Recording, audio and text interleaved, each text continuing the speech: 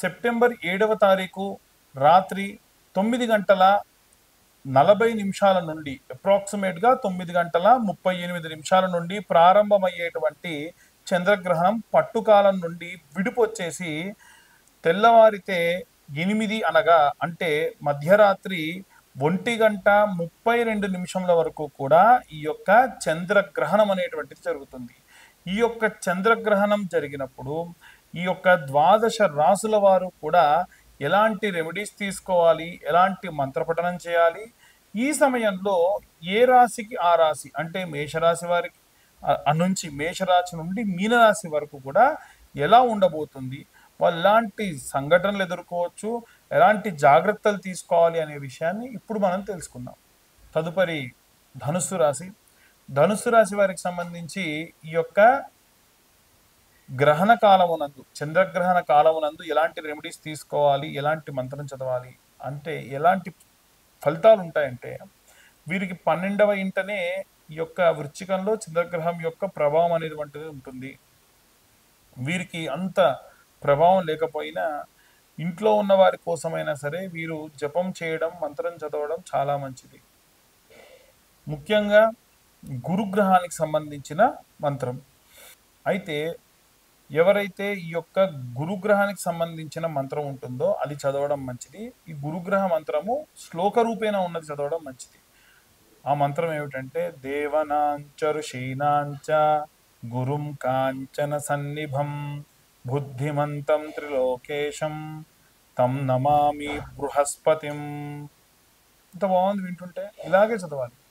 ఓం దేవనాం చ ఋషీనాం చ గురుం కాంచన సన్నిభం బుద్ధిమంతం త్రిలోకేశం తం నమామి బృహస్పతిం అన్న మంత్రాన్ని చదవండి. విశేషమైనటువంటి సత్ఫలితాలు పొందవచ్చు. ఇక అందరూ కూడా ఎలాంటి రెమెడీస్ చేసుకోవాలి, ఎలాంటి దానాలు చేయాలి మరుసటి రోజు, అలాగే ఎలాంటి మంత్రం చదవాలనే విషయాన్ని ఇప్పుడు మనం తెలుసుకుందాం. చిన్నపిల్లలు, వృద్ధులు, అలాగే గృహిణులు, ఉద్యోగం చేసేటువంటి స్త్రీలు, సినీ రాజకీయ రంగాల వారు, ఉద్యోగస్తులు, వ్యాపారస్తులు, విదేశాలకు ప్రయాణం అవుతున్నటువంటి వాళ్ళు, వీరిలో ప్రత్యేకంగా కుటుంబం అంటే మన కుటుంబంలో అందరము ఉంటాము. అందరిలో కూడా ఎవరికి ఒంట్లో బాగాలేకుండా ఉన్నా, ఎవరికి ప్రయాణంలో ఇబ్బందులున్నా ఖచ్చితంగా మనకి ఏదో రకమైనటువంటి ఇబ్బందిగా ఉంటుంది. కాబట్టి ఇంట్లో ఉన్న అందరూ బాగుండాలి, ఏవైనా సరే ఇబ్బంది పడకుండా ఉండాలి అంటే ఈ యొక్క సెప్టెంబర్లో వచ్చేటువంటి గ్రహణకాల సమయమునందు మనం ఎలాంటి రెమెడీస్ తీసుకోవాలి, ఎలాంటి మంత్రపఠనం చేయాలనే విషయాన్ని ఇప్పుడు మనం తెలుసుకుందాం. ఈ గ్రహణ కాలంలో వీలైనంత వరకు కూడా మనము భోజనాదులు చేయకుండా, నిద్రపోకుండా, అంటే ఉదాహరణకి వచ్చేటువంటి సమయాన్ని బట్టి కొంతమందికి మాత్రం మనకు ఉపశమనం ఉంది. అందులో వృద్ధులు, ఏదైనా సరే వ్యాధితో బాధపడుతున్న వారు, అలాగే చిన్న పిల్లలు, వీరికి భోజనం చేయకూడదు. కానీ ఏవైనా సరే టీ, కాఫీ లాంటివి ప్రెగ్నెంట్ లేడీస్, అది కూడా ఎమర్జెన్సీ అయితేనే ఫ్లాస్క్లో ఇంతంత దర్భ వేసుకొని ఉంచి ఆ కాఫీ, టీని అది కూడా చాలా తక్కువ మొత్తంలో తీసుకుంటే మంచిది. అలాగే ఏవైనా సరే డ్రై ఫ్రూట్స్ లాంటివి కానీ ఏవైనా సరే గర్భిణీ స్త్రీలు తీసుకోవచ్చు.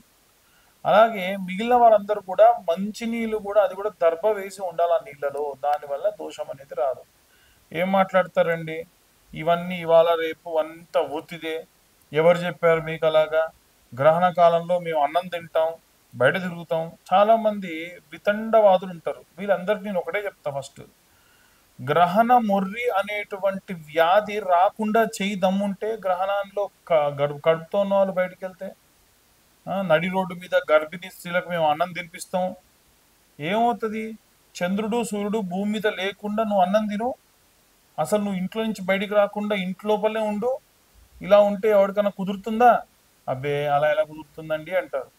అంతే గ్రహణ కాలంలో ఎవరైనా సరే బయటికి వస్తే ఆ నెగిటివ్ ఎనర్జీ వస్తుంది.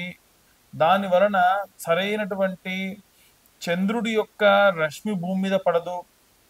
చంద్రుడు అమృతకారకుడు, ఎంతమందికి తెలుసు? ఒక చంద్రుడి యొక్క కిరణాల వల్లే ఔషధి మొక్కలన్నీ కూడా పెరుగుతాయని తెలీదు. మూర్ఖంగా మాట్లాడమంటే, వితండవాదం చేయమంటే, చాలా మంది వితండవాదాలు చేసేవాళ్ళు ఎడ్డిగా మాట్లాడే వాళ్ళు ఉంటారు. ఎప్పుడైనా సరే ఔషధి మొక్కలన్నీ కూడా ఈ యొక్క చంద్రుడున్న 15 రోజుల్లో వెలుతురు ఎక్కడైతే బాగా బాగా వస్తుందో వెన్నెల, అప్పుడే అవి పెరుగుతాయి. అందుకే ఆయన మంత్రంలోనే ఉంటుంది, ఓం వం అమృతకరాయ అన్న మంత్రం. ఓం వం అమృతకరాయ అమృతం ప్లావయ ప్లావయ యజమానస్య మృత్యుర్నశ్యతు. యజమానికి మృత్యువు రాకుండా చేస్తుంది. ఆయుర్వర్ధతాం, ఆయుష్ని పెంచుతుంది. అందుకనే ఈ చంద్రుడి యొక్క గ్రహణం ఏదైతే ఉందో గర్భిణీ స్త్రీలకి, వ్యాధితో ఉన్న వాళ్ళకి, గృహిణులకి అందరూ కూడా చాలా జాగ్రత్తగా ఉండాలి. గ్రహణ కాలం పూర్తయిన తర్వాతకి దేవాలయాలలో ఎక్కడైనా అర్చక స్వాములున్నా వారికి తెల్లటి వస్త్రము, బియ్యము, పిండి చంద్రుడి బింబాన్ని కూడా మీరు దానం చేయడం మంచిది. ఇవాళ రేపు సత్తు రేకునో స్టీల్ దాన్నో ఇస్తున్నారు. దానివల్ల మీకు లాభం రాకపోగా ఎదురు ఇంకా నష్టం వస్తుంది. ఎట్టి పరిస్థితుల్లో ఇలాంటి తప్పు పనులు చేయకండి. ఎంత అవుతుందండి? చిన్న చంద్రుడి యొక్క బింబం చాలా తక్కువ అవుతుంది. ఈ యొక్క దేవాలయాలలో చాలా దేవాలయాలు స్వయంభూగా వెలిసిన దేవాలయాలైతే స్వామివారి కళ్ళకు కూడా గంతలు కడతారు. ఆ సమయంలో ఆయన యొక్క, ఎందుకంటే అనిమిషులు అంటారు ఈ యొక్క దేవుళ్ళందరినీ కూడా. వాళ్ళు కనురెప్ప ముయ్యరు, వాళ్ళు ఎప్పుడు కను తెరిచే ఉంటారు. గ్రహణ కాలమందు వారి యొక్క చూపు పడకుండా కంటికి వస్త్రం కూడా పెడతారు. అందుకని గ్రహణ కాలం పూర్తయిన తర్వాతకి దేవాలయం అంతా కూడా శుభ్రం చేసి ఆ కంటికి ఉన్నటువంటి ఆ వస్త్రం తీస్తారు. ఇలా చేసినటువంటి బ్రాహ్మలు ఎవరైతే ఉంటారో వారికి వీలైతే దానాలు ఇవ్వడం మంచిది. ఏం దానం ఇవ్వాలంటే తెల్లటి బియ్యము, తెల్లటి వస్త్రము. చాలా మంది బ్రౌన్ రైస్లు ఇస్తాము, బాస్మతి రైస్ ఇస్తాం, అలాంటివి చేయకండి. తెల్లగా ఉన్నటువంటి మంచి బియ్యాన్ని ఇవ్వండి, తెల్లటి వస్త్రం ఇవ్వండి. వెండి చెద్దర బింబాన్ని బట్టి లేదా వెండి గోవుని ఇచ్చినా సరే అత్యంత సత్ఫలితం వస్తుంది. మట్టి పాత్రలో నీళ్లు పోసి, వీలైతే కుండలు ఉంటాయి కదా, ఆ కుండలు దేవాలయాల్లో పెట్టించండి. అలాగే ఎక్కడైనా పెద్ద పెద్ద భవంతులు ఉంటే అక్కడ మట్టి పాత్రలో ఒక 5-6 పాత్రలు భవంతి పైన నీళ్లు పెట్టండి. పక్షులకు నీళ్లు అందితే చాలా మంచిది.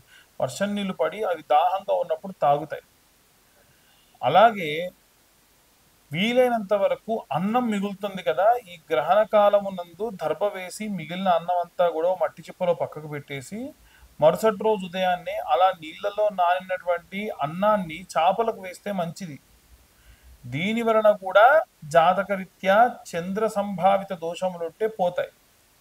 అలాగే ఇప్పుడు నేను చెప్పిన ఈ మంత్రం కూడా మీరు చదివితే మంచిది. ఆ మంత్రం ఏంటంటే, ఓం చంద్ర అరిష్టేతు సుసంప్రాప్తే చంద్ర పూజాంచ కారయేత్ చంద్రధ్యానం ప్రవక్ష్యామి మనః పీడోప శాంతయే. మనస్సు ప్రశాంతంగా ఉండాలి. ఏమవుతుంది చంద్రగ్రహణ కాలంలో మనం గనక ఉంటే, ప్రశాంతంగా ఉంటే మనస్సు చికాగ్గా ఉండదు. ఒక్క మనస్సు చికాగ్గా ఉంటే చాలండి. ఏమవుతుంది మనస్సు చికాగ్గా ఉంటే? ఇల్లంతా చిందరవందర, ఏ పని చేయలేకపోవడం, మనకు డబ్బు లేదా మనకు వివాహము లేదా మనకు ఏదైనా సంతానము లేదా మనకు మంచి ఆరోగ్యము రావాల్సిన కార్యక్రమాలు ఏమైనా జరుగుతుంటే మనం వాటి జోలికి పోకుండా అలాగే మన ఇంట్లో కూర్చొని నా మనసు బాగాలేదని ఖాళీగా కూర్చుంటే ఇవన్నీ కోల్పోతాం. అలా కోల్పోకుండా ఉండాలి అంటే ఈ యొక్క చంద్రగ్రహణాన్ని ఈ పరంగా ఉపయోగించుకోండి. ఎవరైతే మానసికమైన ఆందోళనతో ఉంటారో, ఎవరైతే ఆడవాళ్ళు కానీ, మగవాళ్ళు కానీ, చిన్నపిల్లలు కానీ మనస్సు వికలితమైపోయి ఆటిజం ప్రాబ్లంతో కానీ, బ్రెయిన్ రిలేటెడ్ ప్రాబ్లంతో కానీ ఎవరైతే ఉంటారో వారు గ్రహణమైన మరుసటి రోజు శివుడికి రుద్రాభిషేకం చేయించండి. గ్రహణం జరుగుతున్నంతసేపు మీకు తెలిసిన ఎవరన్నా అర్చకులుంటే వారితోని 18 నుండి 20,000 సంఖ్యా జపం చేయించండి. లేదు మేము జపం చేసుకునేటువంటిది మాకుంది అనుకుంటే వాళ్ళు చంద్రుడి యొక్క బీజాక్షరంతోని జపం చేసుకోవాలి. 18,000 సంఖ్య చేయాలి. గ్రహణ సమయంలో మనం చెప్పిన ప్రతి ఒక్క మంత్రం కూడా 1000 సార్లకు శక్తినిస్తుంది. 18,000 చేస్తే ఇక జీవితంలో చంద్ర సంభావిత దోషములుండవు. వారి మానసికమైనటువంటి ఆందోళనకరమైనటువంటి రోగములన్నీ కూడా తగ్గుతాయి. కాబట్టి ఈ గ్రహణాన్ని ఈ పరంగా ఉపయోగించుకోండి. ఖచ్చితంగా చెబుతున్నాను. ఆటిజం ప్రాబ్లంతో ఉన్న వాళ్ళు కానీ, నత్తి మాట్లాడే వాళ్ళు కానీ, సరైనటువంటి ప్రాపర్ కమ్యూనికేషన్ అందించలేని వాళ్ళు ఎవరైనా ఉన్నా సరే, వారి కోసం ఈ జపం చేయించండి అర్చకులతోని. ఖచ్చితంగా మీకు సత్ఫలితాన్ని ఇస్తుంది. అలాగే ఇవన్నీ కూడా గోచార రీత్యా చెప్పేటువంటి విషయములు మాత్రమే. పూర్తిగా జాతకం విశ్లేషణగా కావాలి అనుకుంటే మీ పేరు, date of birth, time, place కింద ఉన్న నెంబర్కి వాట్సాప్ చేయండి. రూ. 2025 చెల్లిస్తే పూర్తిగా మీకు జాతకం విశ్లేషణతో ఇస్తాను. చాలామంది వీడియో పంపించి మాకు ఆ మాల ఇవ్వండి, మాకు జ్వాలాముఖి మాల ఇవ్వండి అంటున్నారు. నేను ఫ్రీగా జ్వాలాముఖి మాల అందరికి ఇస్తానని చెప్పలేదండి. ఎందుకంటే ఆ మాలకు అయ్యేటువంటి ఖర్చే ఓ 1116 ఉంటుంది.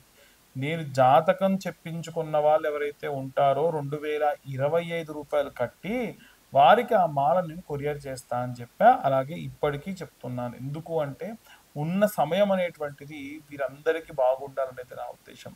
కాబట్టి అందరూ కూడా ఈ గ్రహణాన్ని పాటించండి. శ్రద్ధగా వీలైనంత వరకు జపం చేయండి. సర్వే జనా సుఖినో భవంతు. స్వస్తి.